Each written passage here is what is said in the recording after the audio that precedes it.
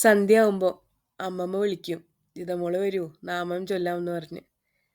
അമ്മമ്മയുടെ കയ്യിൽ ചെറിയൊരു ഭസ്മച്ചെപ്പും ഉണ്ടാവും. ഭസ്മം തൊട്ട് നാമം ചൊല്ലാൻ അങ്ങനെ ഇരിക്കും. ഞാനും അമ്മയും അമ്മമ്മയും കൂടി. പെട്ടെന്നെന്തോ അമ്മമ്മ പാടുന്ന ആ പ്രാർത്ഥനാഗീതം നിങ്ങൾക്ക് മുമ്പിൽ അവതരിപ്പിക്കണമെന്ന് തോന്നി. ശ്രീനാരായണ ഗുരുദേവൻ എഴുതിയ ദൈവദശകം കേൾക്കാം. ദൈവമേ കാത്തുകൊൾകങ്ങ് കൈവിടാതിങ്ങു ഞങ്ങളെ, നാവികൻ ഈ വിഭവാബ്ദിക്കോരാവിവൻ തോണി നിൻ പദം.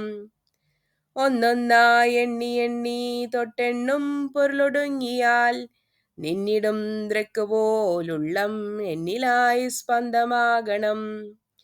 അന്നവസ്ത്രാദി മുട്ടാതെ തന്നു രക്ഷിച്ചു ഞങ്ങളെ, ധന്യരാക്കുന്ന നീയൊന്നു തന്നെ ഞങ്ങൾക്കു തമ്പുരാൻ.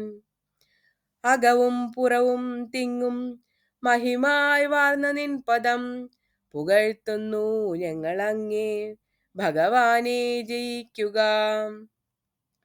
ജയിക്കുക മഹാദേവ ദീനാവനപരായണ, ജയിക്കുക സച്ചിദാനന്ദ ദയാസിന്ധോ ജയിക്കുക. പ്രാർത്ഥനാഗീതം കേട്ടവർക്കെല്ലാം നന്ദി.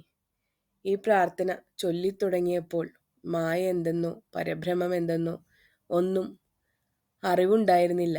3-3.5 വയസ്സ് തൊട്ടാണ് ഈ നാമം ചൊല്ലിത്തുടങ്ങിയത്. ഇപ്പോൾ മായയെക്കുറിച്ചറിയാനും ആകാംക്ഷയോടെ കാത്തിരിക്കുന്ന ഒരു കൊച്ചു കുഞ്ഞിൻ്റെ മനസ്സാണിപ്പോൾ.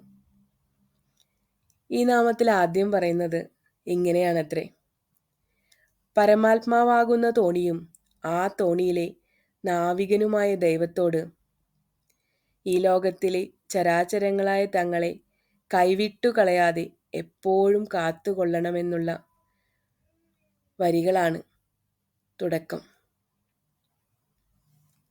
എന്നെ കേട്ടവർക്കെല്ലാം നന്ദി. ജിത.